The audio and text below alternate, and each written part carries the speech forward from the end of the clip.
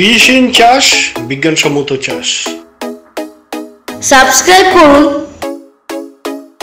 এবং bell icon টিপতে ভুলবেন না।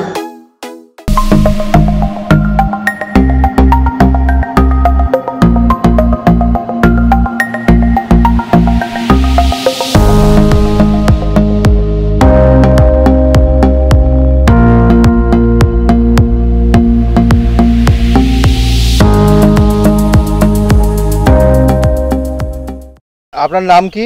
আমার নাম বিমল বাওয়ারি। এটা এই জায়গাটার নাম কি? এই জায়গাটার নাম পাবড়া শাহপুকুর। মানে পুরো ঠিকানাটা যদি বলেন।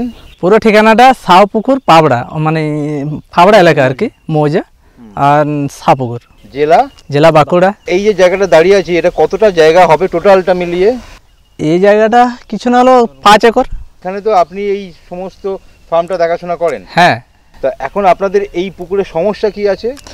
আমাদের এই পুকুরের সমস্যা বলতে ওই তো মাছ, মানে 8 মাস 10 মাস বয়সের মাছ, কিন্তু ওই 200 গ্রাম 250 গ্রামই রয়ে যাচ্ছে।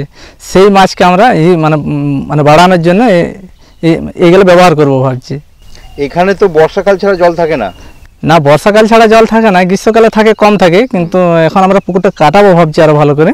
তো বর্ষাকালের জলটাও মানে এখন পর্যন্ত ভালো করে জলটা ধরে রাখার জন্য এটাই করছি আর কি। কী ধরনের মাছ চাষ করেন এখানে সাধারণত? ওই রুই, মৃগেল, কাতলা। মানে কতদিন ধরে চাষ হচ্ছে এখানে?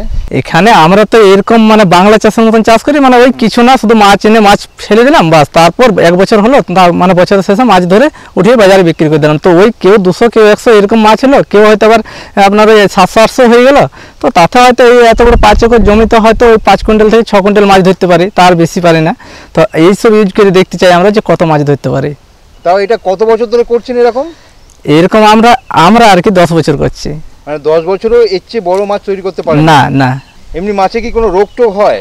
মাছের রোগ তো প্রায় অনেক সময় দেখা যায়। তো তখন ওই পটাশিয়াম এই সামনে রানী থেকে আমরা মানে দোকান থেকে এনে পরে ব্যবহার করি। তো তাতে কিছু লাভ পাওয়া যায় আর কি, ওই রোগটা সেরে যায়, কেউ কেমন মারা যায়, এমনি হয়।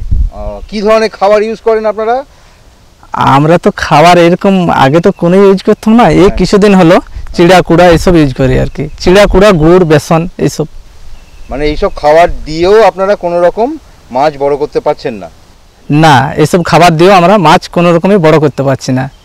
আপনি ইরিগেন ভিটাকেয়ার যে ইউজ করবেন বলে ঠিক করছেন, তো এটা জানলেন কিভাবে? ও আমাদের দাদা শান্তনুবাবু, সে থাকে কানাডার টরেন্টোতে। তো উনি বলেছে, ওই ইউটিউব সার্চ করে দেখেছে যে এই ডাক্তারবাবুরা এলে পরে খুব ভালো হয় এখানে, ওই আপনাদেরকে আসতে বলেছিলেন, তাই আপনারা এসেছেন। আমরা এটা ইউজ করতে চাই আর কি।